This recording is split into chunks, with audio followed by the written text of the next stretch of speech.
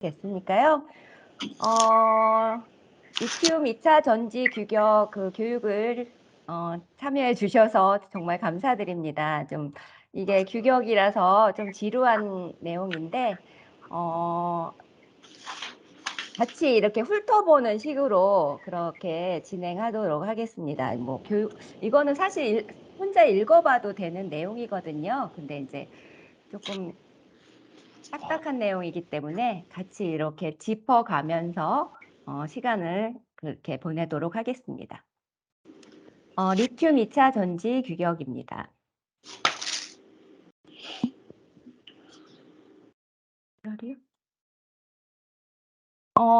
교육 목차는 먼저 리튬 이온 전지의 개요, 그리고 구성, 가장 문제되는 그 화재에 대한 내용이고요. 그 다음에 화재에서 열폭주 내용에 대해서 먼저 설명드리겠습니다.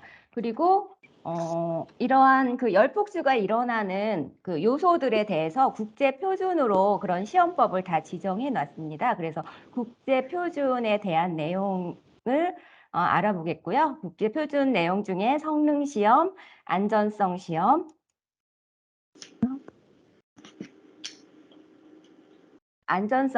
그 다음에 이제 가장 유명한 그 국제 표준들 세 가지, UN 38.3 규격, IC 62133 규격, IC 62660 규격에 대해서 조금 더 자세히 살펴보도록 하겠습니다. 마지막으로 배터리 시험 챔버 타사 어떻게 되어 있는지 살펴보도록 하겠습니다.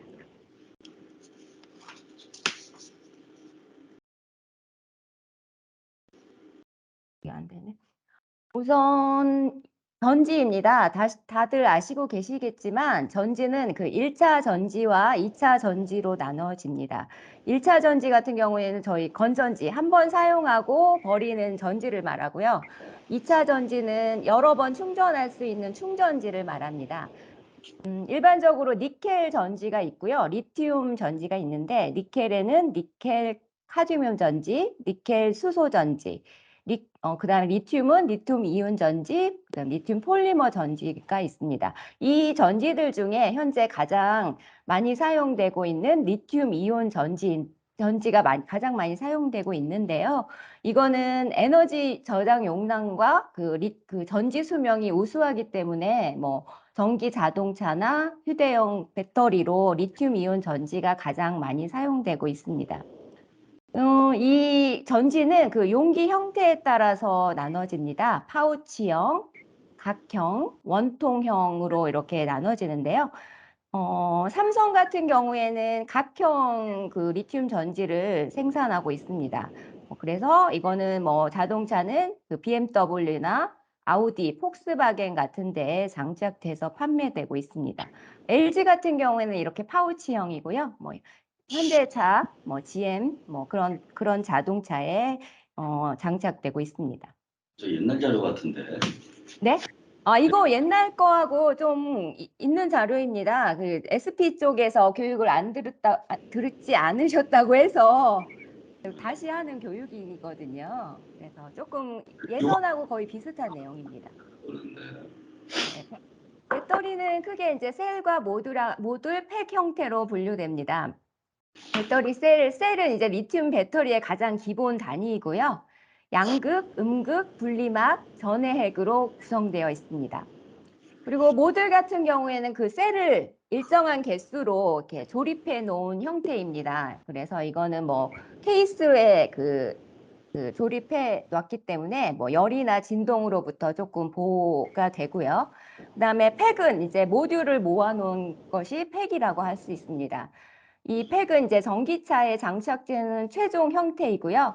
이 팩에는 그 BMS, 그 배터리 매니지먼트 시스템 같은 BMS 시스템과 냉각 시스템 등이 장착돼 있어서 뭐 각종 제어 및 보호 시스템이 장착되어 있어서 바로 전기차에 장착되어지는 형태입니다.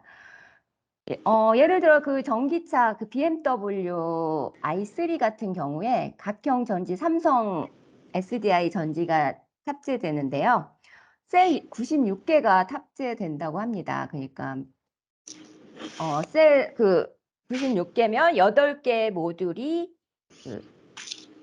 12개씩 8개의 모듈이 그렇게 탑재되는 거죠. 거의 100개 정도 그 배터리가 그 전기차에 장착되기 때문에 안전성이나 뭐 그런 거에 대해서 가장 조금 중요하게 생각해야 되지 않을까 싶습니다.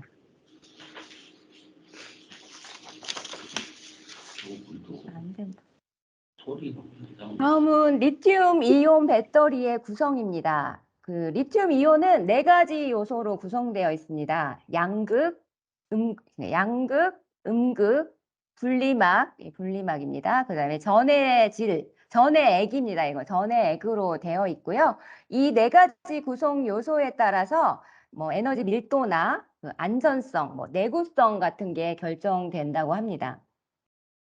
이 그림은 제 딸이 지금 중학생인데 지금 이거 배우고 있다고 하더라고요. 우리 그 전기, 그 방전, 충전 그런 거 배우잖아요.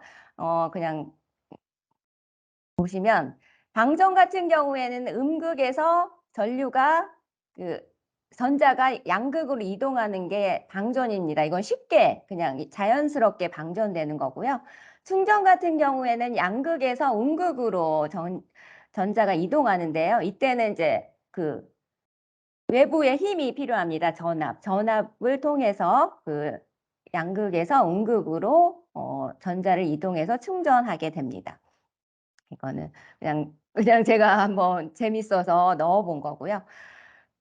일반적으로 양극은 배터리의 용량과 전압을 결정한다고 합니다. 그리고 음극 같은 경우에는 그 리튬 이온을 이렇게 전류를 방출하도록 하는 하게 하고요. 전류를 흐르게 하고요. 전해질 같은 경우에는 그 리튬 이온을 이동할 수 있게 하는 매개체입니다. 대부분 액체로 되어 있고요. 분리막 같은 경우에는 양극과 음극이 섞이지 않도록 차단해주는 역할을 합니다. 분리막이 가장 중요한 역할을 합니다. 리튬이온 전지에서는요. 그래서 이렇게 4가지 요소로 구성되어 있다. 그거를 알 수 있고요. 옆에 거는 제가 그냥 참고로 조사하다가 이게 있는 내용이라서 한번 넣어봤는데요. 작년 그 전기차용 배터리 세계 시장 점유율입니다. 중국 그 켈트라는 회사가 1위더라고요. 저는 LG인 줄 알았는데 재작년에는 LG가 1위였는데 작년에는 이제 켈트 중국 회사가 점유율 1위고요. 뭐 LG 엔솔 2위, 뭐 SK온은 뭐 5위, 삼성 SDI가 마지막 뭐 6위 이렇게 시장을 점유하고 있는 것을 보실 수 있습니다. 그리고 그 2차 전지 소재벌 제조업체 리스트입니다. 아까 제가 4가지 형태로 구성되어 있다 했는데 그 셀 같은 경우는 이제 전지는 이제 LG, 삼성, SK가 다 맡고 있고요. 양극재 같은 경우에는 뭐 이런 업체, 음극재, 분리막, 전해질, 뭐 부품 같은 경우에는 뭐 케이스, 가스켓 뭐 그런 부품이겠죠. 부품 제조하는 업체. 그다음에 장비 같은 경우에는 생산 장비나 검사 장비 그런 거를 제공하는 업체들이더라고요. 제가 이거 색깔 발라놓은 거는 제가 저희 거래처 그 실적을 조회해 보니까 얘네들은 다 색깔 발라져 있는 애들은 저희 거래처인 것을 확인할 수 있었습니다. 그리고 한 반절 이상이 저희하고 거래하고 있는 것을 확인했습니다. 나머지 거는 조금 나중에 거래가 될 수 있도록 힘써 주시기 바랍니다. 다음은 그 리튬 이온 전지의 화재입니다. 화재가 어떻게 발생되는지 그런 내용인데요. 우선은 리튬 전지의 정상 상태입니다. 아까 제가 4가지 음극재, 양극재, 뭐 분리막, 전해 이렇게 4가지로 되어 있다고 말씀드렸죠. 이게 정상 상태에서 이제 외부의 충격이 가해지게 됩니다. 외부의 충격, 뭐 충돌하거나 뭐 떨어뜨리거나 해서 외부의 충격이 가해지게 되면 이 분리막이 파손되게 됩니다. 이 분리막이 파손되게 되면 이제 양극하고 음극재가 섞이게 되겠죠. 그래서 아까 양극 물질 같은 경우에는 근데 이게 대부분 배터리 화재가 충전 상태에서 많이 발생합니다. 그래서 충전 상태인 경우 그 강한 산화성 화합물로 되어 있기 때문에 양극 쪽에서는 쉽게 산소를 방출하게 됩니다. 그래서 여기서 산소가 방출되고요. 그다음에 전해질, 여기 전해질은 가연성이 매우 높은 액체로 되어 있어요. 그래서 유기탄산염이 산소와 이렇게 반응하게 되어서 열과 가스를 방출하게 됩니다. 이 두 가지가 이제 반응을 하게 되는 거죠. 그래서 가스가 방출함에 따라서 배터리가 이렇게 팽창되는 것을 보실 수 있으세요. 그래서 가스가 방출되고요. 그다음에 이제 음극 쪽에서는 음극은 리튬이 쉽게 그러니까 리튬이 원자 번호 3이더라고요. 그 주기율표에서 왼쪽에 있는 그 원소인데 지름이 가장 작고 이온화 경향이 가장 큰 금속이 리튬입니다. 그래서 리튬 같은 경우에는 상온에서 산소와 반응해서 산화 리튬을 생성시키고요. 그 고온 200도씨 이상에서는 산소와 격렬하게 반응해서 폭발한다고 합니다. 그래서 이제 음극 쪽에서는 금속 리튬 상태로 이제 이게 되는 거죠. 그래서 이게 또 산소와 반응하면 이제 연소 반응이 일어나게 됩니다. 연소 반응이 일어나면 이제 그 화재가 발생하겠죠. 그래서 화재 200도씨 이상에서는 그 연소 반응으로 화재가 발생하고요. 이제 이게 계속 반응이 일어남에 따라서 온도가 급격하게 780도, 1000도까지 뛰게 됩니다. 그러면 이제 폭발이 일어나게 되는 열폭주가 일어나게 됩니다. 이런 과정이, 이런 반응으로 인해서 화재가 발생한다는 거를 알 수 있습니다. 우리 이거 잘 보실 수 있으시죠?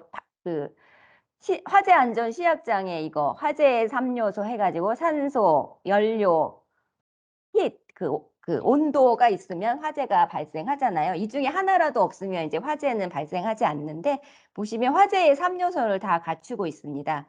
양극 물질에서 발생되는 산소, 그리고 연료는 전해질, 가연성 전해질, 그다음에 발열 반응에 의한 그 열. 그래서 이 세 가지가 다 모이게 됨에 따라서 배터리가 화재가 발생한다는 거.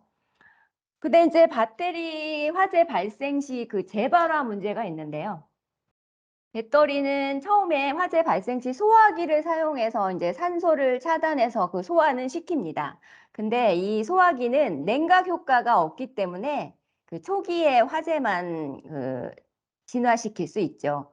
그래서 이제 진화시켰다고 가만히 냅두면 이제 배터리 내부에서는 이제 반응이 계속 발생되기 때문에 다시 이제 이 화재의 3요소 이게 계속 연쇄적으로 발생되기 때문에 재발화가 되게 됩니다. 그래서 배터리 재발화가 가장 문제인데 현재는 이제 가장 연구가 전해질을 액체가 아니라 고체로 만드는 그런 연구도 진행되고 있고요. 물로 만드는 그런 것도 연구가 진행되고 있다고 합니다. 그래서 이 세 가지 중에 하나를 차단할 수 있는 화재 방지에 관한 연구가 현재도 지속되고 있기 때문에 앞으로는 화재에 대해서 그렇게 많이 문제가 되지 않을 거라 예상을 하고 있습니다. 그다음에 열폭주 조건입니다. 아까 앞에 내용과 조금 겹치는 내용인데 열폭주는 영어로 thermal runaway라고 합니다. 열폭주 같은 경우에는 메커니컬 어뷰즈가 오용 상태입니다. 그러니까 악조건 상태에서 사용하는 그런 오용 상태라고 하는데요.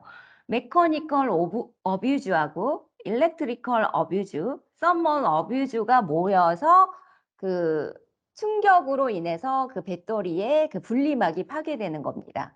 메커니컬 어뷰즈의 예는 충돌, 크러쉬, 충돌, 관통, 배터리가 관통됐다거나 목 같은 걸로 관통됐다거나 그런 잘못된 사용으로 인해서 분리막이 파괴되는 거고요. 그다음에 정기적으로 잘못 사용한 경우는 외부 단락, 저항이 발생했다거나 과충전, 오버차지, 충전을 너무 과하게, 방전을 너무 과하게 하게 되면 이제 배터리에 이상이 발생하는 거죠.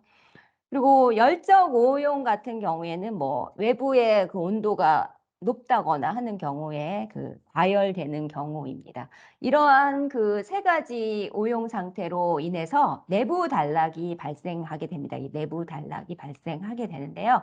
내부 단락은 마찬가지고 분리막이 손상되는 게 내부 단락입니다. 그래서 내부 단락으로 인해서 그 전기화학적 에너지가 방출되고 발열이 발생되는 그런 발열이 발생되는 원리입니다. 일반적으로 그 분리막이 손상되게 되는데요. 분리막은 재질에 따라서 그 붕괴되는 온도가 있습니다. 세라믹 분리막 같은 경우에 200도, 아까 200도에서 세라믹이 붕괴되는데요. 분리막이 완전히 붕괴되게 되면 이제 양극재와 음극재가 이렇게 혼합되게 되겠죠. 그래서 반응이 더 열렬하게 반응하게 되는 그런 원인이 됩니다. 그래서 이게 썸머 런어웨이가 되면 아까 제가 모듈 같은 경우에 그 삼성 아니 뭐죠? BMW 차 같은 경우에 96개의 셀이 있다고 말씀드렸잖아요. 이렇게 화재가 발생되면 이렇게 전이가 됩니다. 옆에 배터리로. 그래서 이렇게 전이가 되기 때문에 이런 전이 되지 않도록 이렇게 방지하는 뭐 그런 안전장치 같은 것도 지금 계속 연구 중에 있다고 합니다. 그래서 이런 열폭주가 이렇게 발생된다, 뭐 그런 내용입니다. 다음은 이제 국제 표준입니다. 앞서 외부 충격에 대한 그런 내용의 외부 충격의 그 시험법을 다 다룬 내용인데요. 먼저 그 리튬 이온 전지는 성능 시험과 안전성 시험으로 나눠질 수 있습니다. 성능 시험은 IC 61960 시험이고요. 이거 61960 같은 경우는 리튬 형태에 따른 리튬 2차 전지 셀에 대한 내용이고요. IC 62660 같은 경우에 전기 자동차에 들어가는 리튬 2차 전지 셀에 대한 성능 시험 내용입니다. 그리고 ISO 12405-4 같은 경우도 전기 자동차용 배터리 팩과 시스템에 대한 성능 시험을 다루고 있습니다. 성능 시험이고 그다음에 안전성 시험에 대한 내용입니다. 안정성이 되게 중요하기 때문에 규격이 되게 다양하게 많이 있습니다. IC 60086-4는 리튬 전지, 1차 전지입니다. 얘는 한번 쓰고 버리는 리튬 1차 전지에 대한 안전성 내용이고요.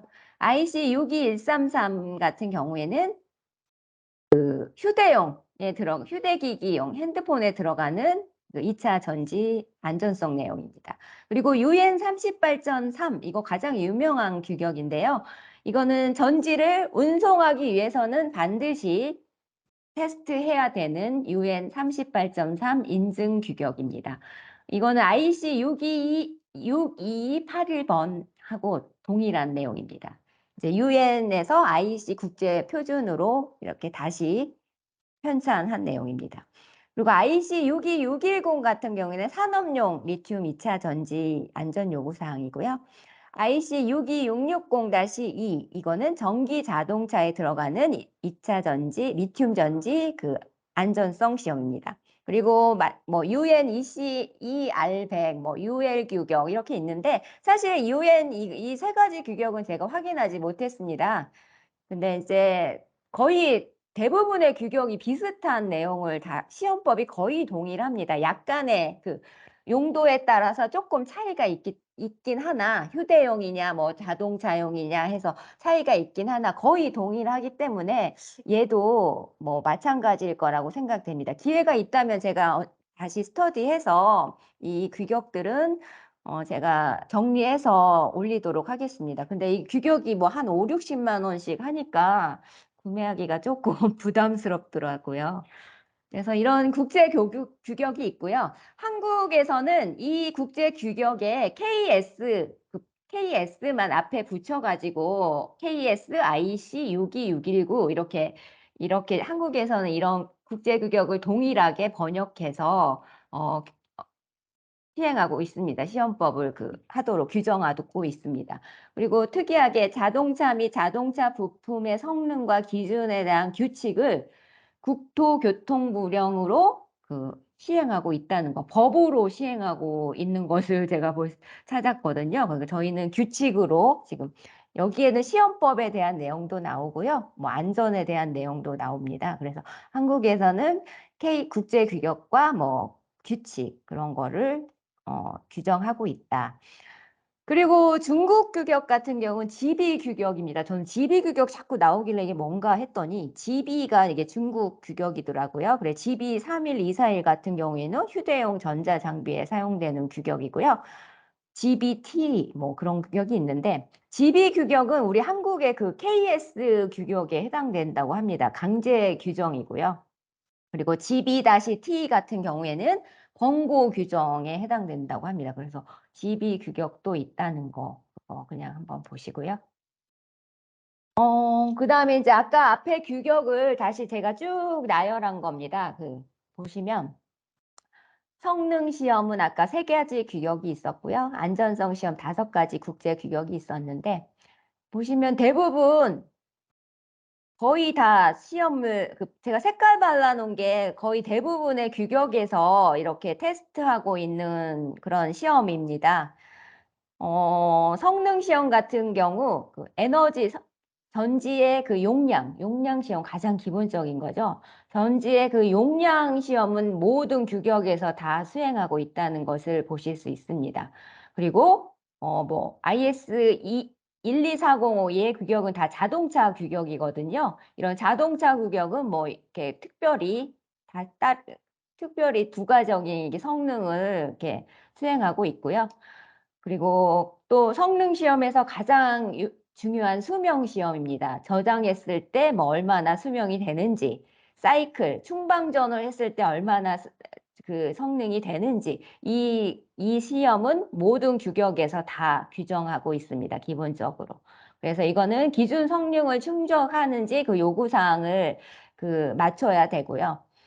다음 안전성 시험입니다. 안전성 시험도 대부분 정기적 시험과 기계적 시험, 환경적 시험이 있는데 정기적 시험에서는 과충전, 강제방전, 외부 단락 이 시험은 모든 규격에서 다 규정하고 있습니다. 이게 가장 중요하다는 거죠. 그리고 뭐 내부 단락, 열폭주 이런 거는 추가적으로 이제 특수한 전지에서 하고요. 그다음에 기계적 시험 같은 경우에는 모든 규격에서 다 하고 있어요. 진동시험, 충격시험, 충돌시험, 압착시험, 낙하시험 모두. 이 규격은, 이 시험은 되게 중요한 거죠. 이게 모든 규격에서 다 다루고 있으니까. 그리고 환경시험입니다. 환경시험은 다 온도에 관련된 내용인데요. 이제 고도 빼고는 그리고 고온 시험, 뭐 온도 사이클 시험 대부분의 시험에서 다 다루고 있습니다. 이렇게 규격에서 대부분의 규격에서 이런 시험을 다 다루고 있다는 거 제가 보여주기 위해서 이렇게 표로 정리한 겁니다.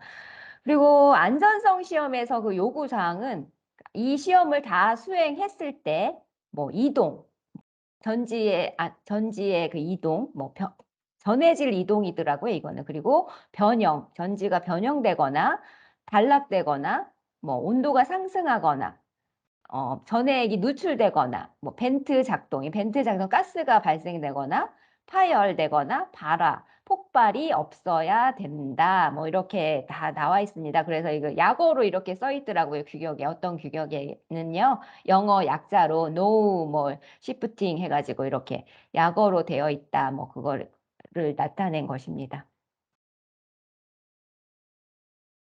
이제 조금 더 자세히 보겠습니다. 좀 지루하시겠지만. 이제 앞에 규격 내용을 좀 더 자세히 살펴보시면 성능 시험입니다. 아까 말씀드린 대로 이제 리튬 전지의 성능 시험인데 배터리의 그 용량이나 출력과 같은 성능을 확인하기 위해 수행되는 시험입니다.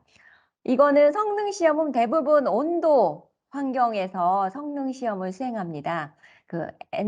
아까 에너지 및 용량은 대부분의 그 규격에서 다 수행한다고 말씀드렸죠.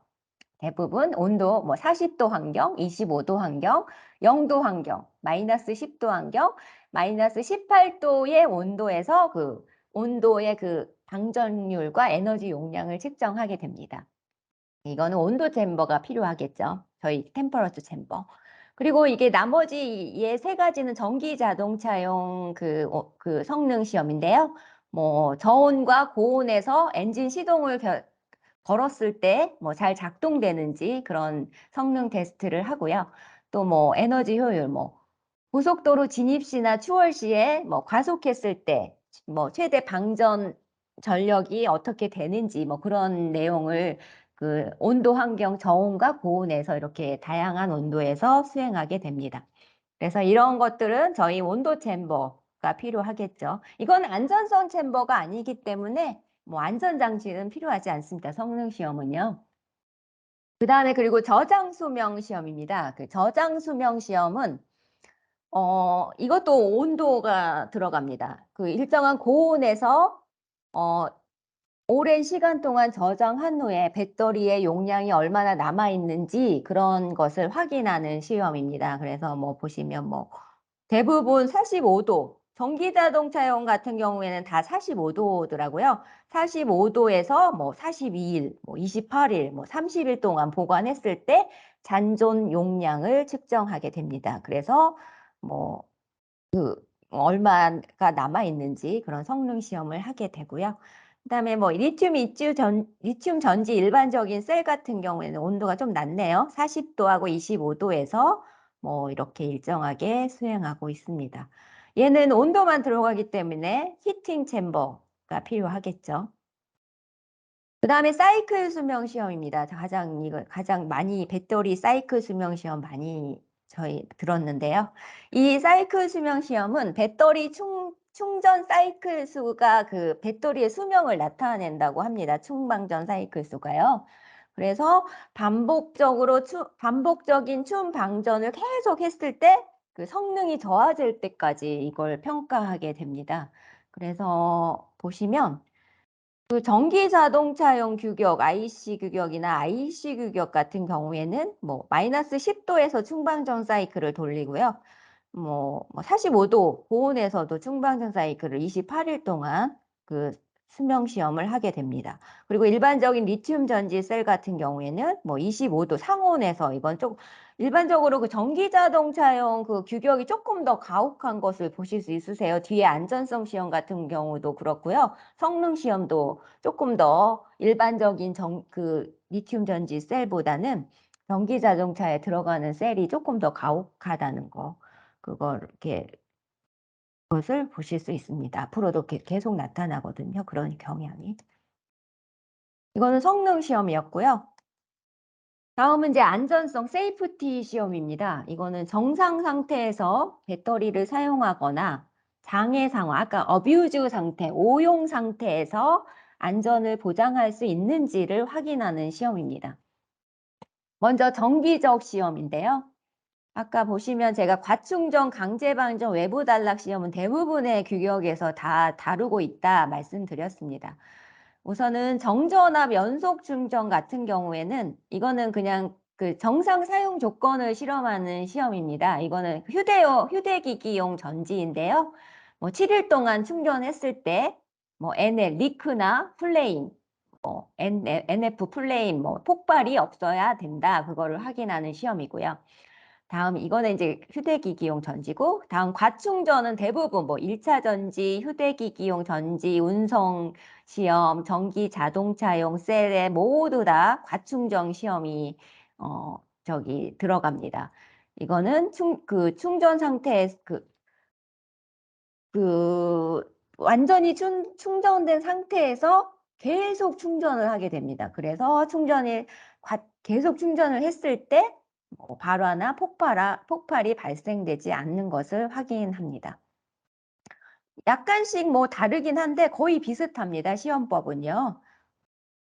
그렇고 그다음에 강제 방전도 마찬가지로 방전해서 더 강제적으로 방전하는 거죠. 충전하고 좀 거의 반대되는 내용인데요.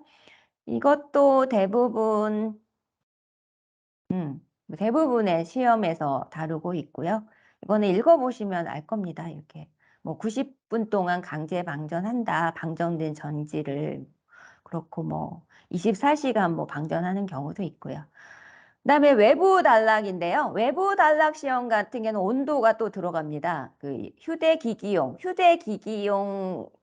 그 전지 같은 경우에는 5도나 뭐 20도씨에서 그 외부 저항을 연결시켜 단락시키게 됩니다. 이 경우에 발화나 폭발이 없어야 되는 것을 확인해야 되고요. 그다음에 운송 완전.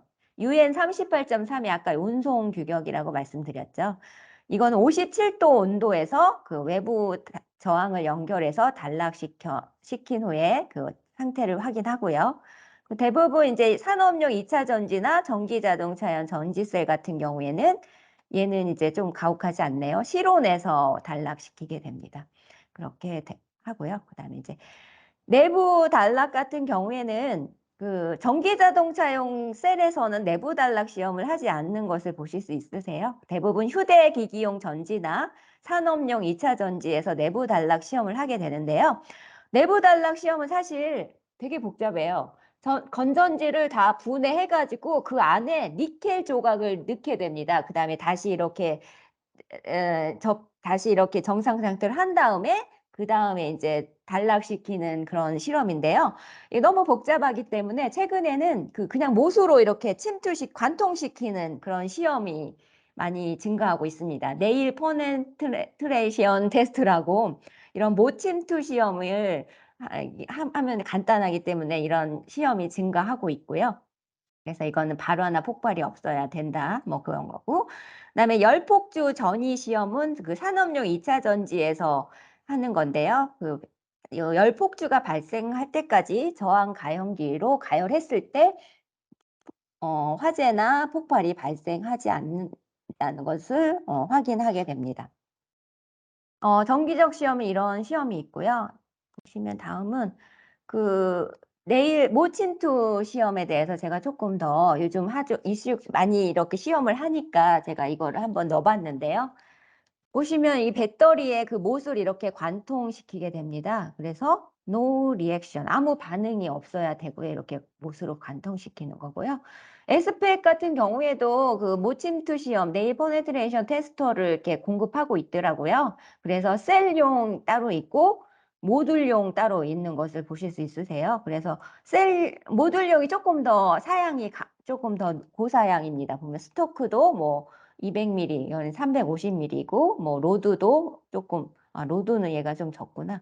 그리고 스피드, 뭐, 그렇고, 뭐, 다양한 그런 사양이 들어가 있는데요. 온도 센서를 지원해서 그 배터리 온도를 뭐, 하든가, 전압을 측정하고 기록해야 되고요. 또 얘의 이동거리, 뭐, 하중, 그런 거를 기록할 수 있도록 그런 장치를 지원하고 있는 것을 보실 수 있습니다. 다음은 기계적 시험입니다. 안전성 시험 중에서 기계적 시험입니다. 이거는 이제 외부적인 기계적인 힘인데요. 대부분의 모든 규격에서 이 기계적 시험을 다 다루고 있습니다. 거의 비슷비슷한 것 같은데 다릅니다. 보시면 진동 시험만 좀 다르고요. 진동 시험 같은 경우에는 뭐 7Hz에서 200Hz까지 그 사인파를 가하면서 그 진동을 주는데요. 이거는 X축, Y축, Z축 세 방향에서 진동 시험을 반복하게 됩니다. 뭐 시간이나 뭐 헤르츠 같은 경우는 조금씩 다릅니다. 일반적인 전기 자동차용 셀 같은 경우 2000Hz로 엄청 고진동을 주게 되는데요. 이렇게 그거는 사양만 다르지 시험법은 거의 동일합니다. 그리고 임팩트 시험, 충격 시험입니다. 이거 충격 시험은 그 가속도 150G, 일반적으로 1G가 9.8m/s 제곱인데요. 150G의 가속도로 이렇게 떨어뜨리게 됩니다. 이거 보시면 충격 시험인데요. 이렇게 떨어뜨렸을 때 발화나 폭발이 없어야 된다. 뭐 그런 건데요. 이것도 방향이 수직 3개의 그 방향입니다. X축, Y축, Z축 방향으로 시험을 하게 되고요. 그렇죠? 그다음에 충돌 시험입니다. 이건 충돌 시험은 쇼크 시험인데 충돌 시험은 이 셀 중앙에 스테인리스 스틸 바를 이렇게 위치시킵니다. 그리고 이것도 이렇게 9.1kg의 질량 바를 이렇게 떨어뜨렸을 때 61cm 높이네요. 60cm 높이에서 떨어뜨렸을 때 아무 이상이 없어야 된다. 이거를 확인하는 시험입니다. 그런 충돌 시험의 내용이고요. 그다음에 크러쉬 압착 시험입니다. 압착은 셀을 그 평평한 두 평면 사이에 셀을 놓고 그 거의 그 13kN의 힘까지 이렇게 압착시키게 됩니다. 이게 압착 테스터이거든요. 이렇게 압착시켰을 때 아무 이상이 없어야 된다. 뭐 그런 내용이고요. 보시면 전기 자동차용 셀이 조금 더 가혹한 것을 보실 수 있으세요. 셀 무게의 뭐 1000배의 힘으로 압착시킨다. 뭐 그런 내용이 있는 걸 보시면. 그리고 드랍 테스트입니다. 드랍 테스트는 떨어뜨렸을 때, 이렇게 여기서 이렇게 떨어뜨렸을 때, 이상이 없어야 되는데요. 뭐 7kg 미만일 때는 낙하 높이가 1m고, 뭐 100kg 이상일 때는 낙하 높이가 2.5cm에서 떨어뜨리고 뭐 그런 규격이 있습니다. 그렇습니다. 이거는 기계적 실험입니다. 그래서 지금 저희 회사에서 진동 시험에 대해서 조금 저희 사장님께서 관심을 있어 하시는 것 같아서 제가 진동 시험 좀 조사하다 보니까 좀 이것도 괜찮겠다 해서 이거 내용을 좀 넣었는데요. 진동 시험의 이렇게 구조입니다. 보시면 이쪽이 가진기, 수직형, 수평형 가진기입니다. 이 진동대고요. V2인 컨트롤러, 진동을 컨트롤할 수 있는 컨트롤러이고요. 그 다음에 이건 증폭기, 진동을 더 증폭시키는 앰플입니다. 앰플라이저, 그 증폭기이고요. 그 다음에 이쪽은 블로어가 꼭 있어야 돼요. 블로어는 그 진동 시험기에 그 열을 냉각시키기 위해서 꼭 그 블로어가 장착되어 있습니다. 어떤 거는 순행식으로 그 칠러가 장착되어 있는 경우도 있습니다. 근데 대부분 블로어를 장착하고 있다. 그거고요. 이거는 유압식 진동 시험기입니다. 이거는 간단하죠. 이거는 그 진동 시험기가 있고요. 그 다음에 유압 공급 장치 H3 유압 공급 장치를 연결해서 유압을 주고요. 그다음에 이거는 컨트롤러 이렇게 간단한 유압식 진동 시험기가 있고요. 이거는 복합 진동 시험기입니다. 복합 진동 시험기에는 여기에 그 온습도 챔버가 같이 결합되어 있는 이렇게 보시면 이게 온습도 챔버인데요. 온습도 챔버가 결합되어 있는 형태로 이렇게 되어 있습니다. 이렇게 진동 시험기가 있고요. 진동 시험기는 어떻게 할까? 저 좀 그 말로만 들어서는 좀 궁금했거든요. 그래서 찾아봤더니 아까 제가 X축, Y축, Z축 방향으로 세 방향의 진동을 뭐 10회 가한다 그렇게 말씀드렸잖아요. 보시면 이게 진동기가 이렇게 되어 있는데 처음에는 이게 이 원통이 이렇게 세워져 있습니다. 원래는요. 세워져 있는 형태에서 이건 Z축입니다. 이렇게 이쪽으로 막 진동이 가해지게 됩니다. 그러면 Z축의 진동을 10번 하고요. 그 다음에 이제 얘를 기울입니다. 이렇게 기울여가지고 이 쉐이커판하고 이렇게 결합시키게 되거든요. 이렇게 결합시켜서 이제 이렇게 결합된 모습입니다. 이거를 누여서 결합시켜서 이제 치료를 놓고 이쪽으로 오겠지. 진동이 이렇게 되겠지. 이렇게. 이쪽으로 X축으로 그 진동을 주게 됩니다. 10회 또 하고요. 다시 이제 이거는 위치만 바뀌면 되겠죠. 가로 방향에서 세로 방향으로 눕히면 이제 Y축이 됩니다. 그래서 Y축으로 진동을 또 10회 반복하는 이렇게 조금 수동적으로 여러 번 해야 되긴 하지만 그래도 이렇게 진동 시험을 테스트하고 있다. 뭐 그런 내용입니다. X축, Y축, Z축 세 방향. 이렇게 하는지 몰랐어요. 자동으로 다 X축, Y축 돌아가는 줄 알았더니 이렇게 수동으로 이렇게 다 조립, 또 이거 볼트지를 여기 다 해야 되더라고요. 이렇게 해서 진동 테스트를 하고 있습니다. 다음은 이제 환경 시험입니다. 환경 시험은 이제 온도 환경인데요, 대부분. 온도 환경에서 일정 시간 방치한 후에 뭐 파열이나 누출, 화재가 발생하지 않는지를 확인하는 시험입니다. 환경 시험에서 유일하게 고도 시험이 있는데요. 고도 시험 같은 경우에는 그 비행기로 운송됐을 때 그 비행기 환경을 테스트하는 시험입니다.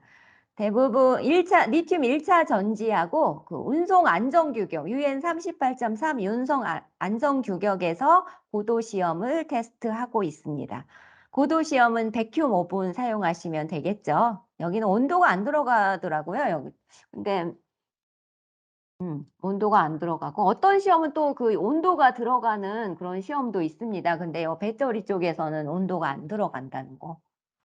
그리고 고온 변형 시험은요. 고온 변형 휴대용 전지에서 테스트하는데요. IC 62133-2.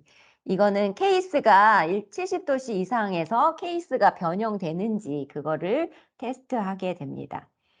그리고 고온 시험. 고온 시험은 산업용 전지에서 테스트합니다. 고온 시험은 산업용 전지인데 분당 5도, 상온에서 분당 5도씨로 85도씨까지 증가시킨 후에 3시간 동안 유지했을 때 뭐 폭발이나 화재가 발생하지 않아야 합니다. 그렇고요. 그다음에 고온 내구성 시험은 그 리튬 1차 전지하고 전기 자동차용 셀에서 테스트하는데요. 이것도 뭐 분당 5도씨로 증가시키고 이건 130도씨까지 유지했을 때 이상이 없어야 합니다. 이거 두 가지 시험이 거의 동일한 시험 같고요. 여기도 열적 가혹 시험도 동일하네요. 휴대용 전지. 이건 휴대용 전지이네요. 휴대용 전지에서 130도까지 분당 5도씨로 증가시킨다. 똑같은 내용이네요. 이렇게 고온에서 이상이 없다는 것을 확인하는 시험입니다. 그 다음에는 온도 사이클 시험. 대부분의 규격에서 온도 사이클 시험을 수행하고 있습니다. 보시면 이거 IC 62133-1번은 휴대기기용 니켈 전지입니다. 니켈 전지이고 61133-2번은 휴대기기용 리튬 전지입니다. 니켈 전지도 있길래 제가 한번 이거 넣어봤는데요. 니켈 전지 같은 경우에는 75도까지 4시간 유지하고 그 다음에 30분 이내로 20도까지 내리고 2시간 유지. 그 다음에 다시 마이너스 20도까지 내리고 4시간 유지. 그 다음에 또 상온으로 또 30분 이내로 올리고 4시간 유지했을 때 뭐 이상 상태를 체크하는 거고요. 이거는 니켈 전지입니다. 근데 리튬 전지 같은 경우에는 마이너스 40도에서 조금 더 가혹하죠. 마이너스 40도에서 72도씨까지 30분 이내로 오르락 내리락 하면서 6시간 유지하게 됩니다. 이거를 10회 반복 거의 동일합니다. 리튬 1차 전지나 UN 그 38.3 규격에서 그 규정하고 있는 사이클 테스트인데요. 이렇게 되는 것을 보실 수 있으세요. 근데 이제 전기 자동차용 셀에서는 조금 더 가혹, 온도가 좀 더 높죠. 72도가 아니라 85도씨까지 사이클을 돌리면서 30회 반복, 이거 30회까지 또 반복하네요. 30회 반복했을 때 뭐 화재나 발화가 없어야 된다. 뭐 그런 내용이고요. 이 환경시험 챔버는 온도 테스트 챔버에 그 세이프티 옵션이 있어야 된다는 거. 혹시 얘네들이 페일돼서 화재나 그 폭발이 있을 수 있으니까 이렇게 세이프티 옵션이 들어가야 됩니다. 그리고 그 응축 내습 시험이 예전에는 규정돼 있었는데 이거는 현재는 그 내습 시험은 공식적으로 그 규정된 시험이 없습니다. 그 배터리 전지에서는요. 그래서 내습 시험 같은 경우에는 그 스트레스 시험으로 따로 별도로 그 제조사에서 테스트하고 있는 실정입니다.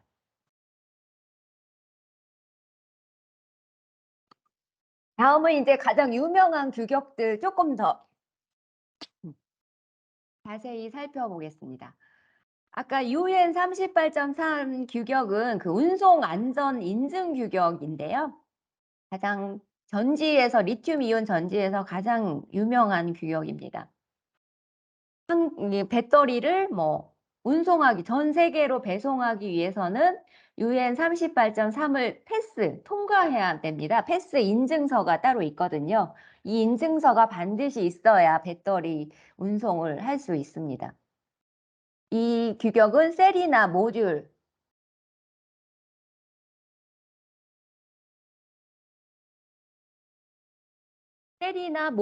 팩에 모두 적용되는데요. 8가지 시험법이 있습니다.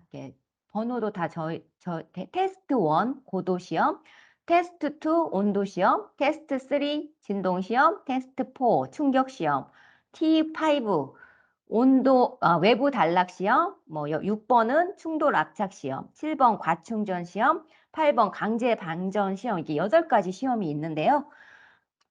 보시면 그 T1부터 T5까지는 동일한 셀을 가지고 연속적으로 시험합니다. 그러니까 고도 시험 거치고 온도 시험 거치고 진동 시험 거치고 충격 시험 거치고 외부 단락 시험 거쳤을 때 배터리가 파열, 발화 뭐 이런 게 없어야 된다. 이래야만 합격, 패스가 떨어지게 됩니다. 그러니까 이거 연속적으로 하는 시험이기 때문에 조금 더 가혹하죠.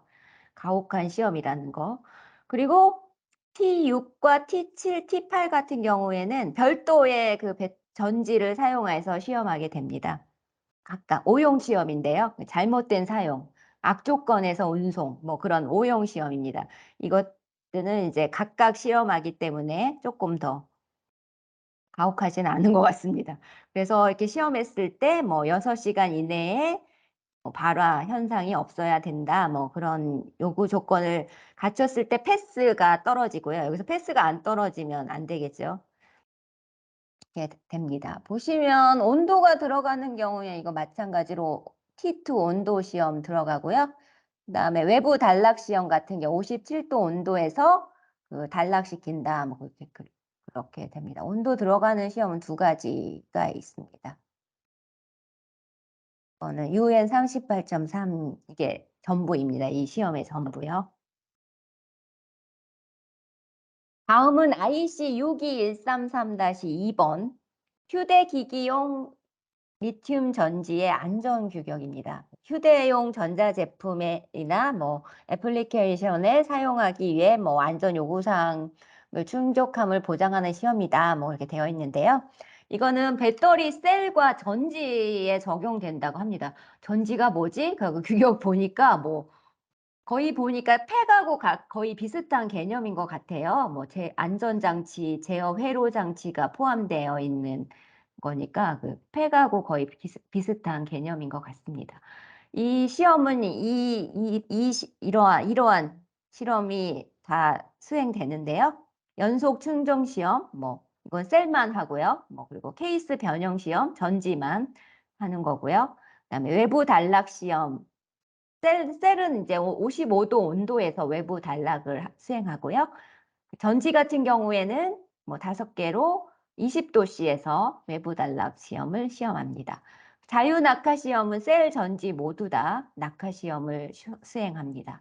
그리고 열적 가혹 시험은 셀만 열적 가혹 시험 130도까지 분당 5도씨로 올렸을 때 이상 상태를 시험하게 됩니다.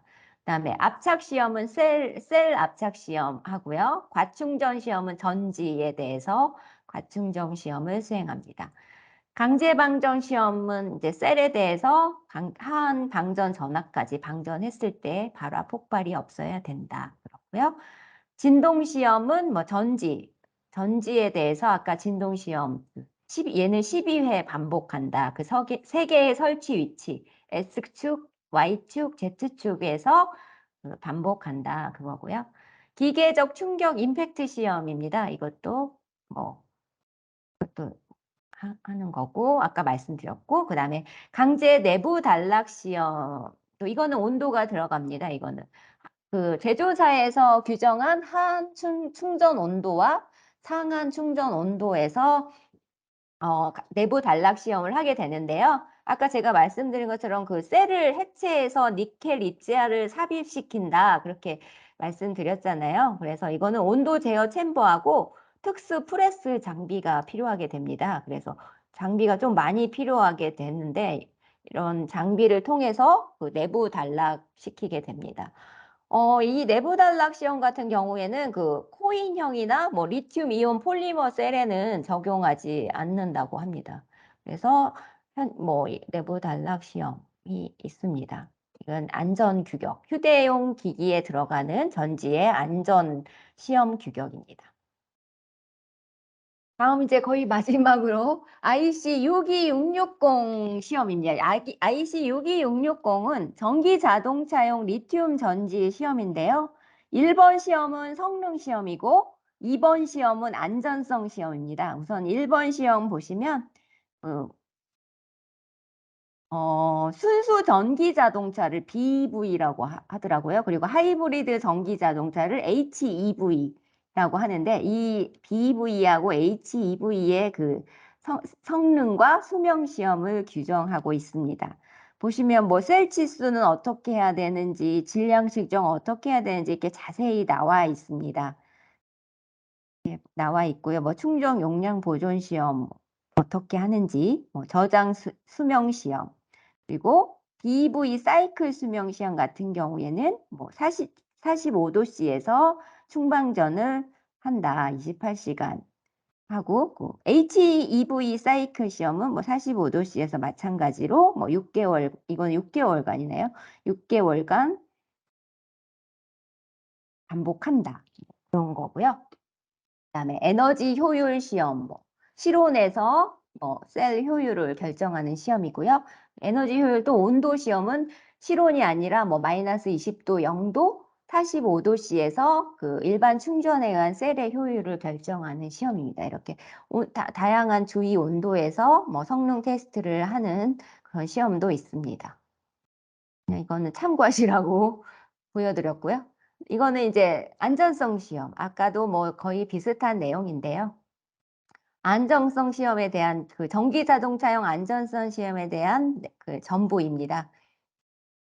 셀에 보시면 안전성 시험은 대부분 충전된 상태에서 합니다. 그러니까 방전 상태에서는 사실 그 뭐 안전 그런 요소가 발생되지는 않습니다.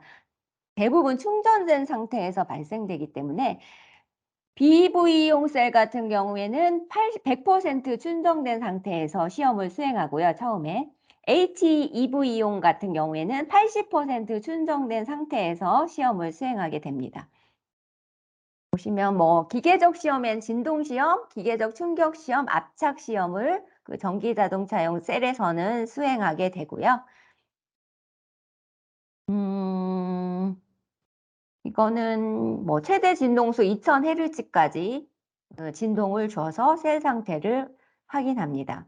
그리고 기계적 충격 시험은 그 3가지 방향인데 충격 방향을 모른다면 6개의 방향에 대해서 그 충격을 준다. 이거 조금 더 가혹한 것 같습니다. 세 방향이 아니라 6방향에 대해서 500m/s 가속도로 10회 시험 방향당 10회의 충격을 줬을 때 셀 상태를 확인하게 됩니다. 엄청나게 가혹한 것 같습니다. 그 다음에 압착 시험 같은 경우에는 얘는 압착 치구를 이용해서 압착을 하도록 되어 있는데요.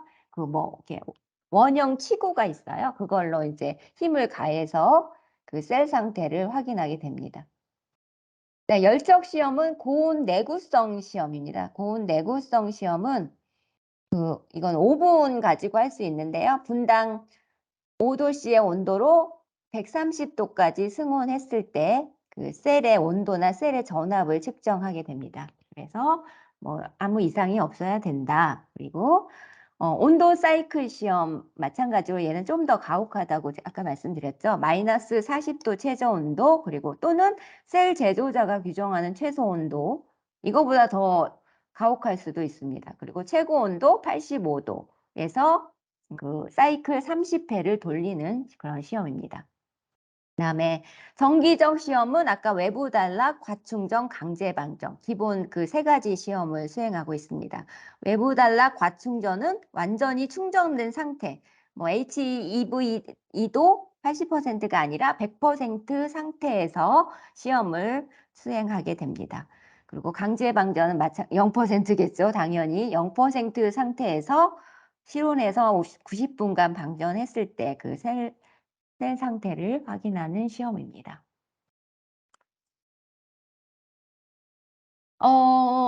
이거는 그 EUCAR이라고 하는 유럽 자동차 연구 개발 위원회에서 그 해저드 레벨이라고 이렇게 규정해 놓은 내용입니다. 아까 그 안전에 대한 이상 상태에 대한 내용인데요. 대부분 그 유럽 제조사, 뭐 바이스나 ACS, 빈더 같은 그 배터리 챔버 그 판매하고 있는 제조하고 있는 그 회사에서는 이게 카탈로그에 반드시 들어있어요. 이게 대부분 다 들어있더라고요. 3사 다. 이게 뭔가 해갖고 제가 이거 내용 넣어놓은 건데요.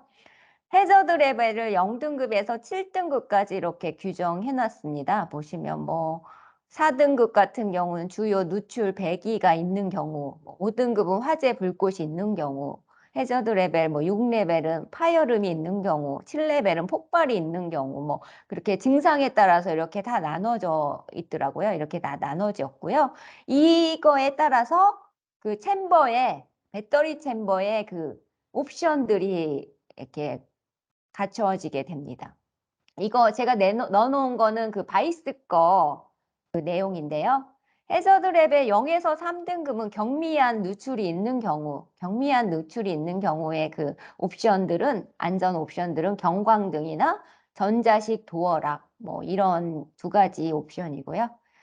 해저드 랩의 4 같은 경우에는 이제 이거 누출 그냥 가스 벤트 뭐 그런 거가 있기 때문에 압력 배출구가 옵션으로 들어가게 됩니다.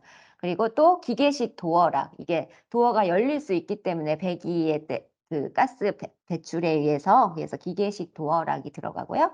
그다음에 실링 케이블 포트 같은 경우도 뭐 또 있더라고요. 빈도에서도 있고, 이거는 제가 왜 들어가는지 조금 잘 모르겠는데 아무튼 이런 게 옵션으로 들어가 있습니다. 그리고 해저드 레벨 5에서 6, 그러니까 불꽃, 그러니까 화재가 있는 경우인데요. 화재가 있는 경우 당연히 화재에 관련된 그런 옵션들이 들어가는 것을 보실 수 있으세요. 보면은 질소, 아르곤, 불완성 가스 주입 장치, 그다음에 화재 알람 시스템, 그러니까 뭐 산소나 뭐 HC 뭐 그런 걸 측정해서 알람을 주는 알람 시스템, 그리고 산소 측정 시스템, 그다음에 화재 감지, 이거 온도 센서로 온도가 몇 도 이상 올라가게 되면 알람을 주게 되는 화재 감지 온도 센서 추가적으로 그 옵션으로 들어가고요. 그다음에 파열판, 이거는 그 압력이 배출됐을 때 열리는 그 파열판이 들어가게 됩니다. 그리고 소화기, 화재 발생하는 경우 그 1차 소화를 위해서 소화 시스템, 소화기가 들어가게 됩니다. 근데 이제 폭발이 일어나는 경우에는 얘네들이 별도로 안 돼 있더라고요. 주문 제작 솔루션, 주문 제작하세요 하고 다 이렇게 되어 있더라고요. 폭발이 있는 경우에 조금 방폭 장치가 있어야 되기 때문에 이렇게 들어있는 것 같습니다. 폭발 문제는 좀 예민한 문제라서 이렇게 있다는 거 그냥 참고하시고요. 다음은 그 타사 유명한 그 배터리 시험 챔버입니다. 다들 막 대단하죠. 안전장치 다 장착되어 있는 것을 보실 수 있으세요. 여기 뭐 이 가스 배출구 뭐 이런 거 있고요. 벤트, 또 뭐 소화장치 있고, 소화장치 엄청납니다. 여기는. 그리고 뭐 이거 이너트 가스 주입 장치 뭐 이렇게 뭐 에스펙 있고, ACS 이태리 거, 뭐 서머트론 미국 거, 바이스 거, 뭐 CSZ US, 얘네들이 똑같은 회사라고 하는 것 같은데 이렇게 배터리 시험 챔버 있으니까 구경하시라고 제가 넣어놨습니다. 이렇게 있고요. 저희 제이어텍 챔버입니다. 조금 좋은 제작형이라 뭐 예쁘게는 못 만들었지만 있을 것은 다 있습니다. 보면 뭐 불꽃 센서, 온도 센서, 연기 감지기 뭐 그런 게 다 있고요. 벤트 블러스트 도어, 아까 파열판하고 같은 내용입니다. 그런 그 장치가 있고 뭐 그다음에 배출 덕트 또 있고요. 저희는 또 칠러랑 해가지고 그 사이클 수명 시험 테스트 할 수 있어요. 충방전 테스트. 그래서 칠러 연결해서 그 배터리 모듈이나 팩의 그 온도를 일정하게 유지할 수 있도록 칠러 연결해서 이렇게 해놓은 것입니다. 저희도 규격화해서 좀 예쁘게 만들면 뭐 뒤에 얘네들 못지않게 잘 나올 수 있을 거라고 생각됩니다. 그게 언제 될지는 모르겠지만 기대하겠습니다. 이상으로 그 교육을 마치도록 하겠습니다. 지루한 시간 잘 들어 주셔서 감사합니다.